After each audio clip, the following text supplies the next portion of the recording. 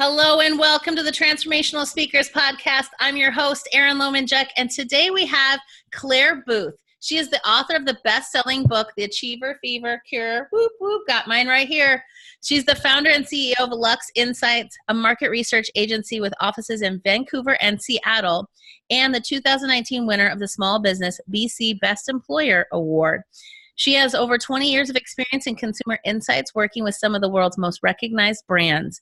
An adjunct professor for UBC's Sauder School of Business, Claire has been recognized as the top 3 finalist for Business Person of the Year in her hometown of North Vancouver.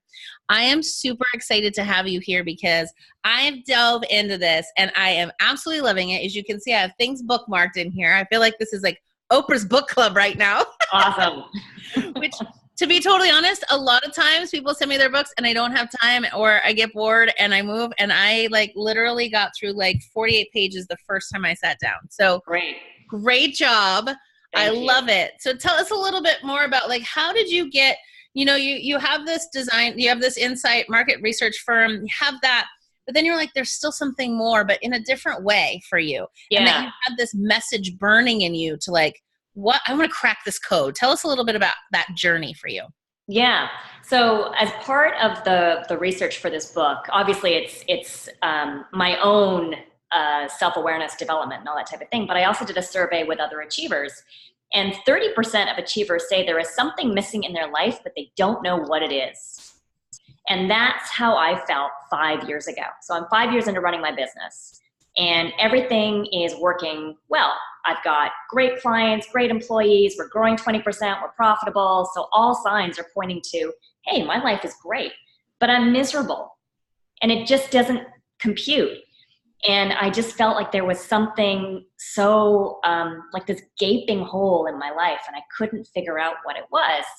And that's what kicked off this whole process of starting to do some self-discovery.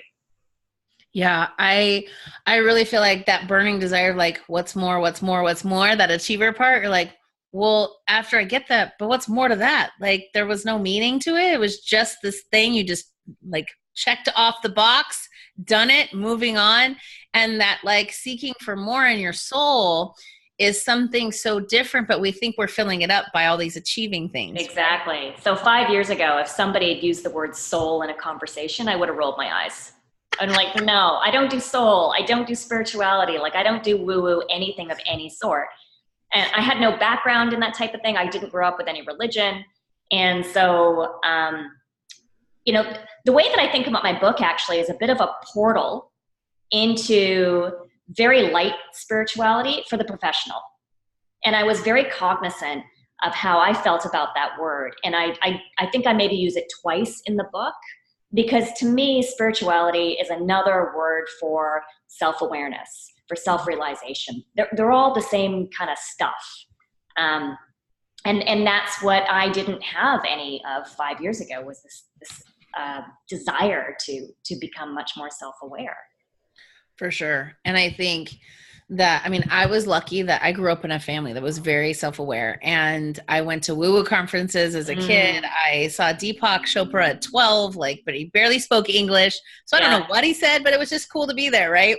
But I think a lot of times that I always say, I think with, the deeper meaning of life doesn't have to do with the word God or universe or source or whatever word you want to throw in there. I think if we stopped going to the words and actually go, okay, well, how does that resonate with me? How does it make me feel? Yeah. What's that something more for me? Yeah. That's it. It doesn't have to be this woo-woo word. It doesn't have to look like somebody else. But I remember one time I was speaking to someone who was religious. Like I said, I grew up very woo-woo, and I don't know a lot of the stories in the Bible or any of that. Like now I do, because now I feel like sometimes it's topic of conversation. So I need to at least kind of understand. Sure. But when she said, I don't know if you found Jesus yet, but if you haven't, you're really close. And I was like, no, I have. It's just in a different way. And she goes, I know. I said, I need to use words that everyone can hear the message, because sometimes if you use the word God, people put their fingers in their ears and they shut down. Right. And I need them to hear the message, not the word, title, whatever that is. And when I said that, she goes, yeah, God needs a new marketing plan. And I was like, oh my gosh, that's a great line. That is a great line. Because right? when you look at all of these different, religious prophets, whether it's Jesus or Muhammad or all the different types of religions, and all of these sorts of books that you come across in these, so-called spiritual type bookstores, it's all the same stuff, right? At the root, it's all the same stuff. But for me, what I've come to understand is that it only really resonates, A, when you're looking or open to looking, and B, if it's just kind of said in the right way, in the sorts of words that you can relate to. And so my book, written as an achiever for achievers, I think I tried to go, that was my intention behind the book, was to bring what I had learned to achievers in a language that they can relate to. For sure. Well, I want to read over some of these symptoms because I was like, okay, yeah, I probably have that achiever fever. And then I read it and I was like, oh no. Okay, check marks on all, right? Okay, perhaps you've experienced some of these symptoms. A strong need to prove yourself on the daily, measuring worth by accomplishments, even if it's not externally, it's internal. Needing to feel like you have everything under control. Persistent self-criticism.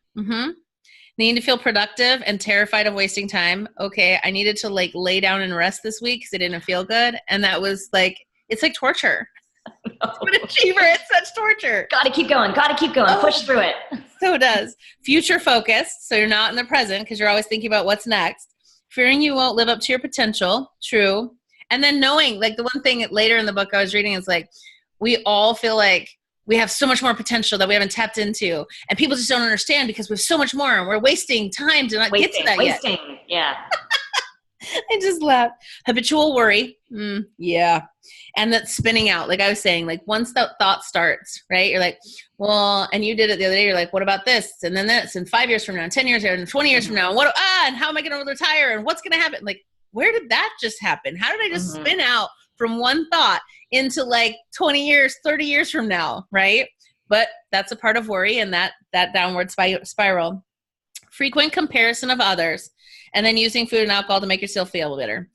Okay, ding, ding, ding, ding, ding, ding, ding, ding, ding. Dang it.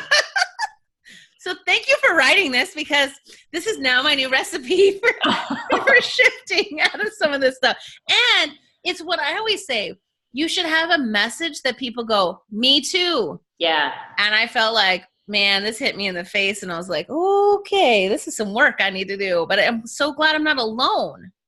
Well, that's part of why I did the survey of other achievers is, we get in our own heads and we're convinced nobody can feel as bad as I do. Nobody can push themselves as hard as I do. Nobody can say the things that I say to myself. But we're all doing it. We're none of us are alone. No. And I think especially as all of those thoughts are going through your head, our ego wants it to be that you are alone. You are the only one feeling those things. Right. Because you're special and unique. Yeah. And no one will get it. So don't tell anybody about it because they'll just think you're crazy. Exactly. Instead of let's bring some light to that shame and say, let's illuminate this and get rid of it and move through it. And find the humor in it. Because when you start understanding that we're all feeling the same way, it's surprisingly easy to find the humor in it. And that takes the seriousness out of it. Then we can start talking about it and actually starting to shift. And I love what you started talking about with comedians and things like that. There's yeah, well, of course I am the best at coming up with one-liners that people are like, oh, that was awesome. Cause it's so right to the truth of it. And, but it's also putting that light on it again by making it funny. Right. And we can all laugh at it. And I love that you researched that and looked at how are these people up there sharing these things and what makes them stand out is the relatability, is their ability to look at some crappy stuff that we're all facing or that internal dialogue that no one's sharing out loud and bring light to it and say, we're all doing that. Yeah. And they are at the forefront of the conversation, I think, because they make themselves vulnerable and deliver those sorts of messages. And they do it through humor, which we can relate to and laugh at. And the stuff that is going to be, and so it sticks. As a result, we hear it So, sure. comedians are much more than just people that make us laugh. They actually make us, I mean, in my life, they've played a significant role, as I write about in my book. And there's been moments where I've heard a comedian set and actually had a shift in my mindset as a result. Yeah. They're incredibly self-aware.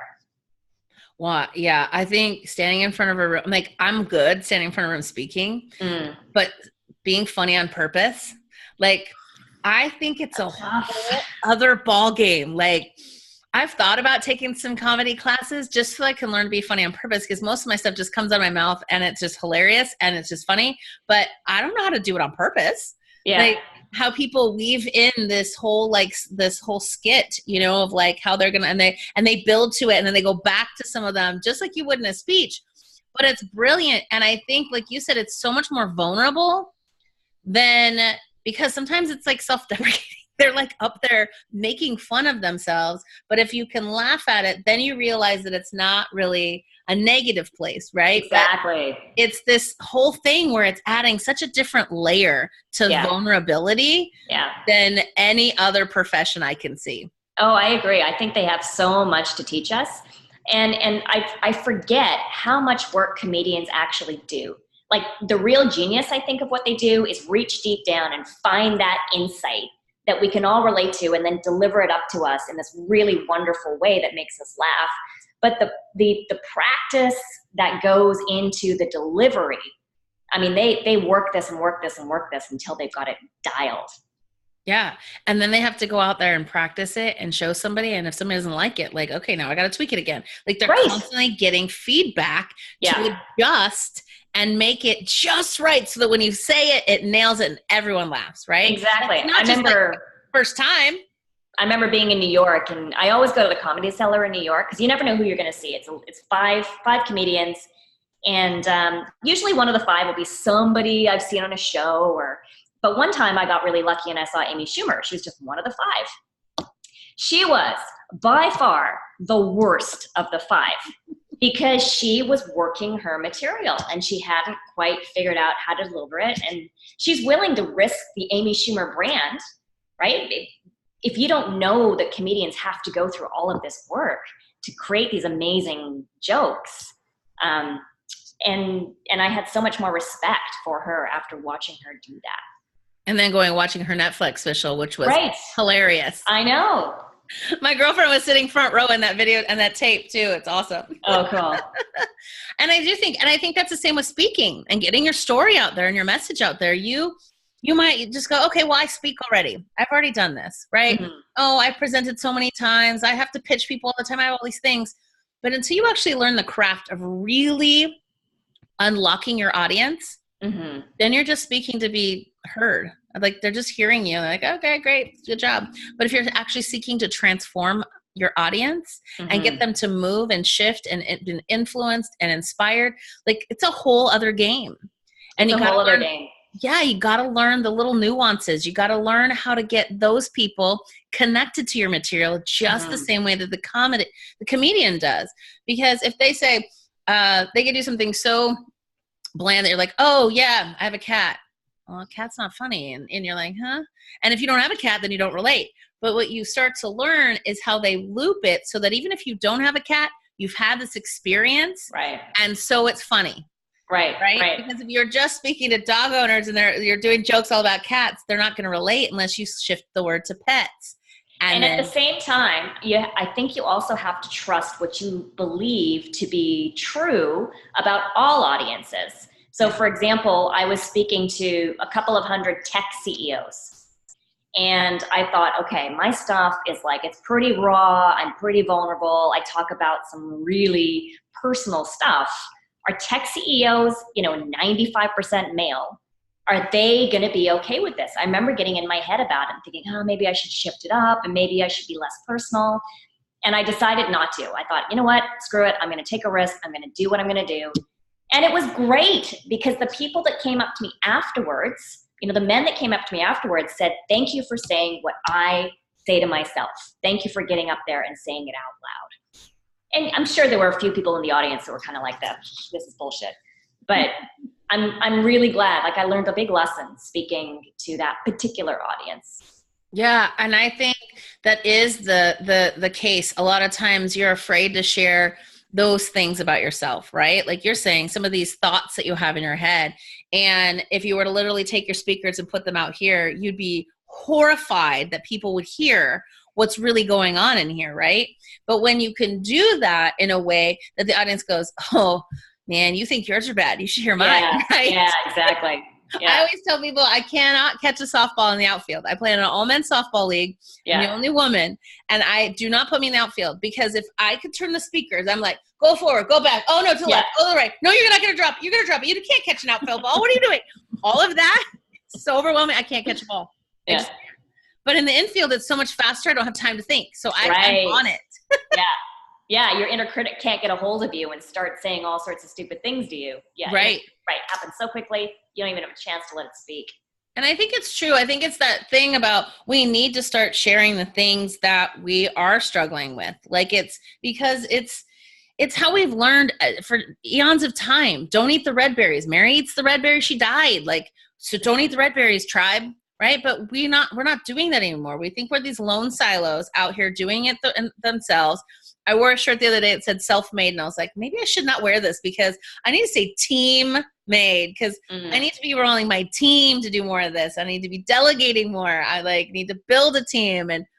But it's this thing where we think we have to do it alone, and it's got to be hard work, and it's got to be a struggle, and you got to earn it. Right. And you got to prove yourself, all this stuff. It's like, but if you can go, hey, look, Sheila unlocked her code. All you need to do is read through it and find your own code. Yeah. Right. And I think just based on what you said, one of the key things that I've learned, not just from writing the book, but post book, in the 4 or 5 months since the book has been out, I'm just building on what I've already learned, but have this real life experience now to build from. And one thing that somebody said to me was, one of the hardest things that we can do is let it be easy. Can you let it be easy? And it's something that I have now kind of put to the top of my list as things that I am trying to practice. Anytime I catch myself thinking, I should try, I should do, I just think, let it be easy. Let it be easy. And I am now able to live more of my life in this ease. And I have to keep practicing it, because so often my inner judge will jump in and say, like, nope, you're not working hard enough. Nope, you can't let this be easy. But you can let it be easy. Oh, and it's joyful. It is absolutely joyful. And of course, you're so much more present, and life's so much more fun and engaging. Yeah. I need a big sign that says my life is easy, because I think I totally have been programmed that you have to work hard for it, and it's got to be a struggle, because then you earned it, then you're worthy enough for it. And this is all around money. And I just started realizing all of this in the last, 6 months, and started unpeeling little pieces of it, and all the different parts that all, created this big belief system of that's how I had to make it happen, instead of just being like, I love that calls from just anywhere come, and I get clients. I get opportunities. Like, it just is easy. Right. And so it's counterintuitive, because when you do let it be easy, you don't get in your own way. And so things will happen. If you've put the intention out there and you put the plan in place, and then you get out of the way and let it be easy, it happens. And if it doesn't, you course correct. But thinking we have to struggle and have to make it difficult and have to earn it, I think that's where we send ourselves down the wrong path. For sure. And we make it a lot harder. A lot harder. For it to be hard. Or can you let it be easy? Right. I created my own, I realized the sabotage that I do when it is easy. I have a sabotager that comes out of me, and it's almost like a little Minahoney that's going around and sprinkling stuff on things. Cause I was in California, and I was in San Diego, and I needed to get to Palm Springs. There were no cars to rent. The train would have taken me 8 hours. The bus would have taken me 12 hours. I was like, or they said you could try to drive up to LA, but what had happened was there was an event that weekend before. So everyone rented cars from LA and San Diego and drove over, and they were driving back. So there was no cars available when I left. And I was like, okay, so here's a big roadblock. And this is my life. When I want to really have to look at something, it's got to like, things got to just be like in my face. And I am over that. So like, I'd like that to be a little easier. Like noticing the little voice instead of the one that slams in front of me. Like there's no options. Now what? Right. And what ended up unfolding from that was laughing at myself that my friend said, hey, why don't you go to the U-Haul store and rent one of those trucks or those little vans that you can drive around? And I was like, that's a great idea. Great idea. So I get there and they're like, sorry, man, those trucks and cars are only stay within the city. You'd have to take a 10-foot U-Haul truck. That's the smallest we have. I'm like, I'll take it. Good for you. And I laughed the whole way. And I took pictures in front of it. That's awesome. I giggled about it. I had to drive it to the Ritz-Carlton and park it. Like, but it's the thing that if you can laugh at that this is what I've created and notice that you created these things as a part of the have to struggle and work for it. Yeah. Then you can go, okay, so when is it that I start to get that so that I can stop it before I have to get the U-Haul truck? Yes. And to extend that a little bit, what I noticed that I used to do is anytime things were going easy, right? Like things were going well and, you know, everything seems to be clicking along just fine. What I used to think is, okay, there's a piano about to drop on me at any time because this is not the way life works. I know it's coming. It's coming. And so I just kind of constantly be looking for that piano. And what I realized a couple of months ago is the piano is just my thought pattern. Right? There's no piano. I mean, yeah, bad things happen, whatever, but there's no piano waiting there. It's just that thought that there's a piano. And now the piano's gone. Mm-hmm. Because that thought process has been interrupted.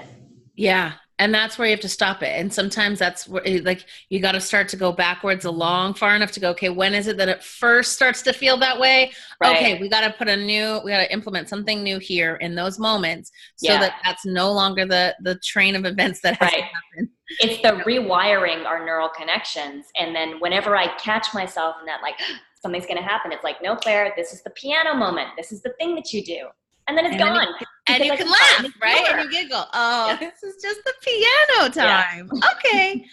I know. And I think that's what I'm starting to realize more and more is when that comes up, I'm like, why are you, like the first worry thought that comes, I'm like, no, why? Why are you worrying? Because you're always taken care of. Right. Yeah. And then all of a sudden it's like, oh, okay. And you feel it dissipates and you're like, it was that easy, right? Again, it's that easy. It's that easy. But we also have to be present in order to catch those thoughts in action. And we as achievers tend to be just like, go, go, go, cross the next task off the list, figure out what you're going to do the next hour, the next day, the next whatever it is, that it's so easy to forget to be present. And that's something I still have to keep reminding myself of. Anytime I get the opportunity, which is often, like be present. Okay, I'm back and I'm back and I'm back. Presence right here. Yeah. Yeah. And I think for me, like also is looking at that I'll achieve it. Like people are like, oh my gosh, you did that. It was so amazing. But I'm on to the next thing. I'm like, what? Yeah, that was like a day ago. That was like yesterday, a big magazine just asked me to write an article and I was really excited. And I was excited for about, 5 minutes maybe. Yeah. And then I was like, okay, back to my other stuff. Yeah. Right. Oh, that was 5 minutes worth of joy and jubilation. Woohoo! Just long enough to share it with my husband and go on Marco Polo and share it with my little soul family. You know what I've noticed? What I've noticed as well is that when those little achievements happen and you get your 5 minutes of bliss, my tendency is to share them as fast as I possibly can with my partner, with my friend, with my sister, with my parents, whatever the case is, because I know it'll amp up that achievement and I'll maybe get an extra, like a double hit out of it. But that need for external validation in that moment is something that gives me such an awful taste in my mouth as soon as I've done it. So it's a practice I am trying to unlearn. Like, yes, we're going to have achievements in our life. Sure, they can feel great for 5 minutes and there's nothing wrong with that. But do we have to tell somebody about it right away? Can we interrupt that? Right. And I'm at that too. Because the minute it happens, I'm so excited. I screamed, had my husband come down. He's like, what's going on? And I was like, no, you just got to hear this voicemail. This guy called me from the National Speakers Association magazine and wants me to write a story, And I was like, oh my God. And then I was like, hold on. Hey guys, I'm Marco Polo. Like, hey, guess what happened today? I'm like, Yep. The addiction of that. And what I realized is that struggle cycle that I had was I was getting high on my own supply. Like you said in your book, what you do is you get that dopamine hit from saving the day. So for me, I will make something when things I really need to look at things, all money stops coming in because it's got to be like in my face kind of time. Like, other than that, like you said, go to a coma, that might help me shut down. It's this. So it's in my face. And I'm like, okay, I got to look at this. And then I start to unravel it and I'm doing all this stuff. And then it really truly is the minute I come out and I save the day and I shift it, I save the day at the last minute. So I got all that serotonin flowing. I got all of the, just all of the stuff that's like, you know, the struggle and the endorphins and all this stuff. And then I save the day, dopamine hit. Totally rewarded. I'm getting high on my own supply and I've been addicted to my own supply for years. Yep. And it's probably just like heroin or meth. You know, you're going to feel good for a little bit and then you need more and you need it right away and you'll do whatever it takes to get it. And I am done with that. I broke up with that cycle. Yay. But it's not, like, I didn't realize it was I was like, oh my gosh, I am totally setting myself up for this every single time. And I'm like, that has to stop because there are better ways to get a dopamine hit. I could go get a hug from my kid. I can get some oxytocin. I can do some other things. Right. Go walk in the woods. I mean, come on. Yeah. It does not have to be my chemical addiction. We should start an AANA meeting about being addicted to your own chemicals. Yes. Well, you know what I do now is I've done it a few times, so it's not like a totally, routine practice for me. But I've noticed whenever I want external validation from somebody, whether it's my partner, Chris, or my dad, I'll reverse it. So for example, for Valentine's Day, I thought, oh, wouldn't it be nice if Chris bought me flowers? Wouldn't that just be great? The external validation. Oh, Claire, I love you so much. And I thought, you know what? Screw it. I'm going to get him flowers. And I'm not just going to buy him flowers. I'm going to get them delivered to his office. He works for a tech company. I'm going to embarrass the hell out of him. I'm going to have these things paraded through the office, this huge bouquet of flowers on his desk. It was awesome. And I got his boss to video it. And it was just brilliant. And so it made me so much happier and giddier. And we still talk about it than if he'd given me flowers. And I would be like, oh, okay, thanks. Yeah. I love turning the tables on myself now. Because I know that external validation is going to scratch that itch so mildly. But if I can turn it around, not only do I get to scratch it, like really scratch it, I get this great story. And then I get to bring other people into the whole equation as well. And yeah.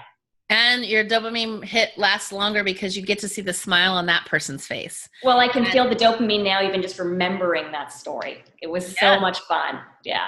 I know. And I think that's a great way of turning it. Cause I love to serve. I'm like always just open, helping. Like that's just who I am. A lot of people, some of my coaches are like, Erin, you give too much. I'm like, no, I don't. Because for me, I do that because I want them to feel like, hey, wow, she was really amazing. She had some good stuff. What does she do? I didn't even ask her. I forgot. Because I'm just there helping them. And then when I think about it in my personal relationships, sometimes I do forget to show them the appreciation and the love and that, and give them that validation too. And then when I do, they're super excited. Like you just see them light up and they turn into like a little kid. I remember teaching my husband to ski, which is not the smartest thing to ever do. We're going down the bunny hill. It's a nighttime skiing. He falls down a lot. He throws a big temper tantrum. He's like, I'm not doing this. He kicks off his skis and he just sits down. And I was like, I'm going to wait here. Ski down a little bit to sit there. And he's like, all right, I'm ready. I come back up, click him back into his skis. We start going. So we get down. The first time was just a mess. But what I remember was this. The third time we did it, I stood behind him and I was videotaping him and he had no idea. And I was just like, you're doing awesome. You're doing so amazing. Look at you. Look what you're doing. And I just started it was almost like a mom to a kid. And I was saying these things and I felt like it was super cheesy and corny. When we get to the bottom, he said that was the best 5 minutes of his entire life. And you could see the look on his face was just of pure elation. And you forget how much other people need that and we're not getting it. We're trying to get it out there. And so if you can just do that without without a need for something back, without, you know, any agenda, you can really light the world up that way. Yeah. Yeah. And I'll take that sort of dopamine any day over what I previously used to use. Yeah. Yeah. It's totally true. Yeah. So one of the things I think is so prevalent, and you started to hit on it where I was reading about the comparison thing. And right now with everyone on social media, and you're like, I was reading Entrepreneur Magazine and all these people and looking at my stats and looking at their stats, and it's not fast enough, it's not good enough, there's this prettier, whatever, right? That's all the things that we do. I know that women have that a lot more because men are like, oh, I'm just going to do it better. But I think sometimes women stop themselves from keeping going by looking around at the competition as their competition. So what's some advice for women who are actually going, man, but there's so many other speaking coaches out there. There's so many other people doing what I'm doing, you know, and like not moving forward and kind of just like, all right, maybe I shouldn't do this. Well, there's been a number of studies done on male confidence versus female confidence. And it's something like 50% fewer women will go and ask for an increase in pay as compared to men. And there's this sense, based on the studies that I've read, that women think they have to be perfect at something before they go for it. Whereas guys will say, you know what, I'm 60% good enough at this, I'm still going for it. And so it's that confidence gap. There was a big article on this in the Atlantic Monthly a couple of years ago. And so it's, as somebody said to me way back in the day, don't let excellence get in the way of the good. Because so much of what we learn needs that experience. We're only going to learn when we throw ourselves into the mix. So it's, rather than saying, I'm not going to throw my hat in because I don't think I'm excellent at this yet. Well, you're not going to get excellent until you throw your hat in. So it has to come before, you know, this excellence stage. You have to just keep chucking your hat in there. But getting onto social media, I find that before I wrote the book, I had no interest in social. Like I wasn't on social. I haven't been on Facebook in 10 years. LinkedIn, I stay on it for my business. Instagram, I had no idea how it even worked. And then my publisher's like, okay, you need to get on social. You need to really be pushing this book. And I fought her on it. I'm like, no, this is the complete antithesis of what I'm talking about in my book. I don't want anything to do with social media. And I have to tell you, it is a constant struggle to go on and post something. I hate it. I hate it so much. I tell my friends, if Instagram blew up, I'd be like the happiest person in the world. And so I'm asking myself, like, why is this such a struggle for me? Why is this so hard? It's not in alignment with where I want to spend my time, right? If I have extra time, I want to be spending it reading. I want to be spending it with my friends. I want to be spending it meditating. I want to be spending it doing something that just feels good. Volunteering, you know, helping somebody on my team. But the other thing that I realize why I hate social media is because the people that I follow, and I don't follow very many people, I think I follow like maybe 80 people or so. Well, two of those people are Brene Brown and Liz Gilbert.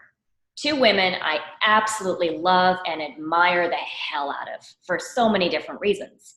But of course, that's now who I start using as like, look at all these cool things they're posting. Look how you know well they're doing with this book or that book. And that toxicity that builds in my brain when I am on social is it's not something I anticipated as a result of doing all of this. And so I struggle with, do I just quit and leave the whole, you know, thing alone? Or is this a good opportunity for me to work through what is still essentially a comparison mindset? Yeah. And we only see the highlight reels. You don't see, you know, a lot of people when they're, and I do believe that there is a place, like you have to heal what you're going through before you share it with your audience, because it's selfish to take them there and leave them. Right. You got to know the route to the top of the mountain after you take them there so you can take them back out. Right. But still you don't see, I do it every once in a while. And every time I do it, I get the most responses. I posted about the U-Haul story, right? And what I was working through. And, but it truly is that moment of like, Yeah. And you know what? Me too. I struggle with this too. I have these things, right? I am doing, oh yeah.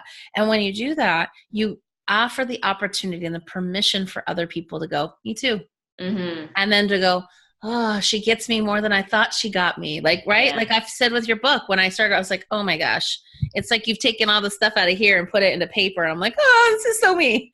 Yeah. And it feels good. Like I said, I fall a little more in love with you now that I'm reading your book, right? Because it's so true. We find that relatability and that connection by sharing that you're not alone and that that's happening. And so I definitely think that social media can be used as this like competitive thing for people. And I think some people are addicted to how many likes you're getting. I mean, that was old for me. Like I have not thought that in a really long time and done that. But I also see, my husband sits there and watches and I'm like, what are you watching? And he's just watching random stuff. Like it's nothing of nothing.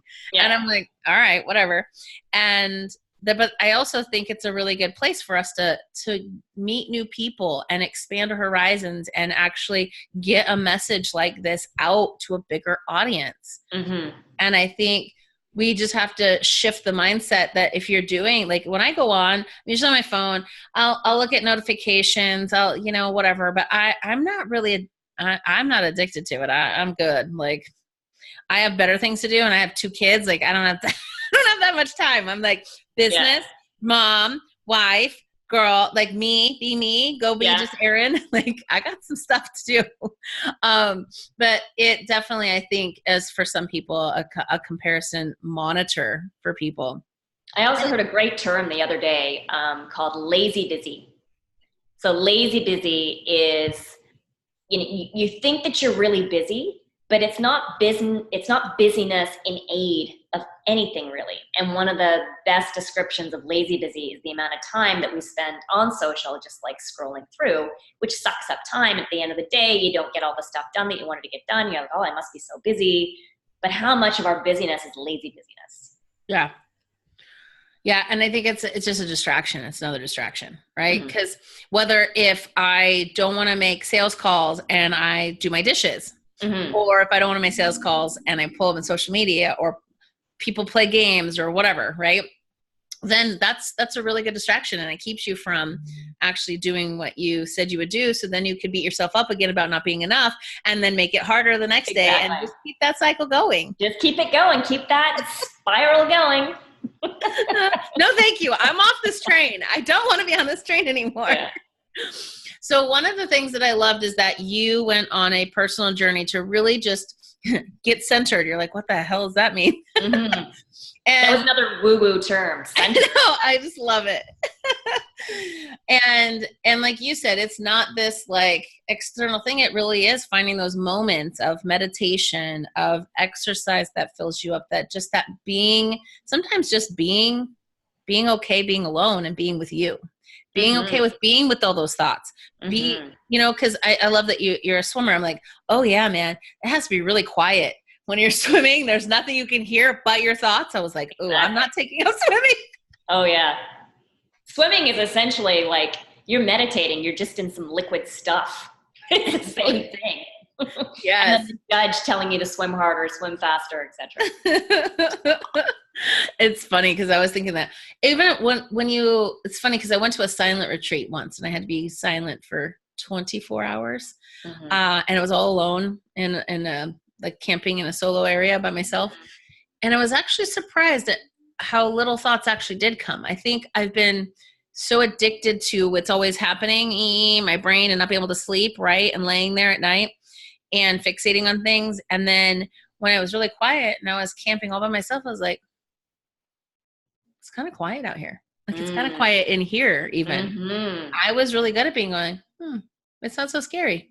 There's not all these like raging thoughts just because it's quieter, One of the game changers for me in my process, and I write about it in the second last chapter, is I did a 10-day silent retreat. And I didn't do it because I was trying to prove anything. I didn't do it because I thought like I should do it. It was something that fell into my life. A number of people talked to me about it on different occasions. And when you hear it from somebody, you hear it from 2 more people, and it's just like, okay, this is obviously something that, and I felt this physical pull I remember signing up for it, and it was like I was underwater. There was nothing in my head saying, don't do this. You're crazy. What are you thinking? 10 days of like no reading, no writing, no talking, no eye contact, 10 hours of meditation a day. I was so pulled to do it. And the first couple of days were hell on earth. Like they were brutal. They were so brutal. And then something just kind of shifted. And it's like you were saying with your camping experience, it's like, this is like not even that bad. This is kind of good.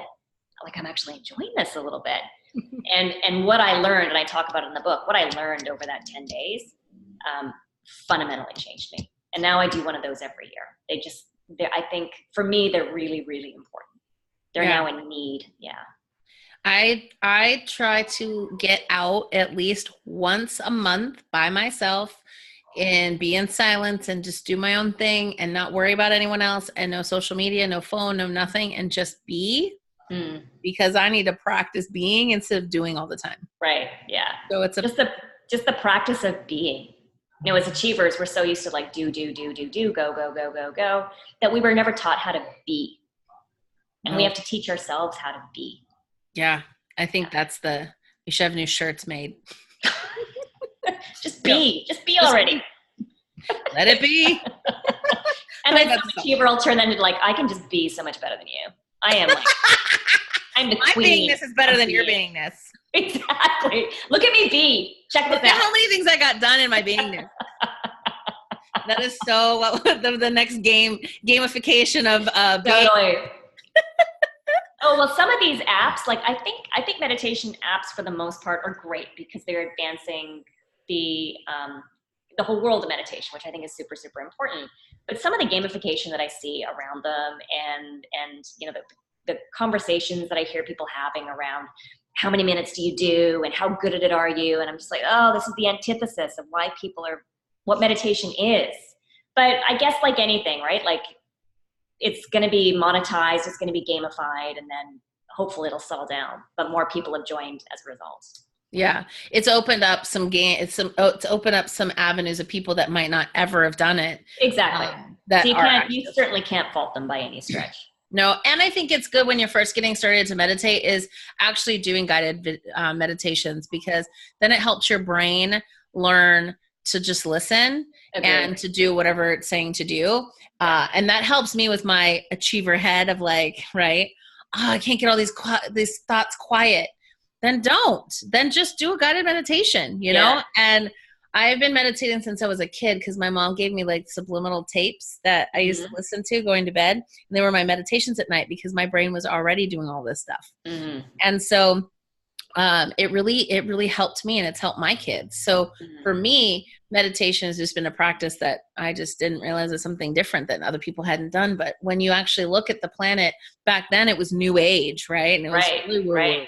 Right. And so now it's becoming more and more a part of everyday life. And a lot of corporate places are having, meditations going on and rooms for it. Yeah.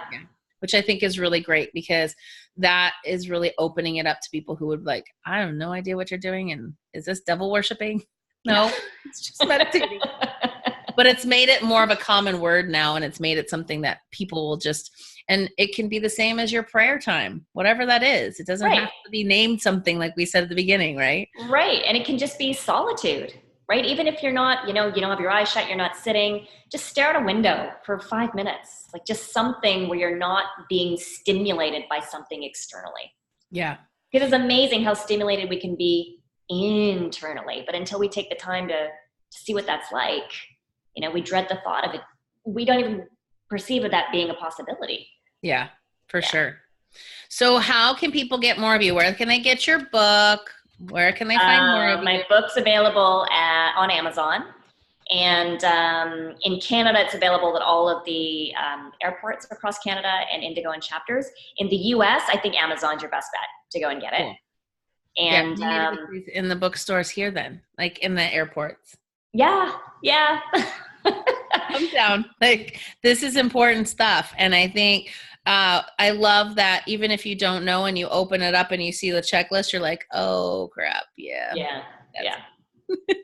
It really does go, okay, this is my book. Right. And And I think that more people need to have access to that. So I'm excited about seeing where you can take this and where you get to go with this, because I think this is brilliant. Thank you. And I definitely have some ideas of some big things that could happen, like tour stuff, like some good stuff. Awesome. Okay, so my favorite question to ask all my guests is, I always talk about my future self as when I'm struggling, when I'm in it, when I need advice, when I am needing confidence. What I do is I actually ask my future self. ELJ is her name, and she's a $40 million company. She's a New York Times bestselling author. She's got a show. She's got all this amazing things, these big events, everyone, and I ask her because she's already gone through it, right? Mm-hmm. She's already mastered this part of whatever I'm experiencing at the time. And I always bring her in and I ask her for advice. So if your future self was to come here today and give you advice, what would she say? So what has happened over the past, I'd say, year is I have given birth to a new person, like a new piece of me that I am not familiar with, which is the non-achiever. The person that lets things be easy, the person that doesn't strive, but thrives in the process. But she's a very kind of fledgling, almost like sickly, tiny, fragile sort of being because she's so new in the world. And so my future self would say, now is the time to get to know this new little being. Don't, try to run across her or stampede across her, trying to like get your book everywhere and get on stage and do all the stuff that you can do. Like, take care of this little being, and she is what is going to allow you to become this person that I am now in 20, 40 years time, whatever the case is. But this is my opportunity to get to know this non-achiever part of myself and to allow my life to be easy. Yeah, and I think it's raising that part of you, because it feels like this, like it does, it feels like an infant, and you have to, as you build, you're growing her up and you're absorbing in and, merging with that so that it's all a part of you, right? Exactly. It can't be external from you. It's got to be in there, but it takes time to grow up. Like we didn't just come out of the womb and start walking. Mm-hmm. And so we have to be gentle with ourselves, and also, keep some of those things that would push you to be the achiever with this, right? It's not your job to do it now and do it faster and harder. And, but it is to okay, yeah. And I can nurture that, and I can continue to grow and be and really morph with that so that it becomes more of your beingness. Yeah. And so I'm not a mom. I don't have kids, but this is the first time in my life where I felt like I really have something to nurture here. And the only way this little being is not going to get nurtured is if I am not there for it. And it's so easy to not be there for it because it's just picking up, we're on 2 decades worth of behavior and habits. Yeah. And this little being is much more important to me than selling however many copies of the book or speaking as much as I possibly can. Yeah. I love it. Well, thank you so much for being here. I'm super excited. I'll have all of the website stuff in the show notes so people can find your book on Amazon. And I'm really excited to see you get this out to more people, because I know there's a lot of people dying in silence with this inside of them, and I think it's more important now than ever that this hits to the people that are out there and learn how to be more instead of do more. Thank you. I think it'll change the world. Thank you so much. And thank you guys for being here. And we will see you on stage.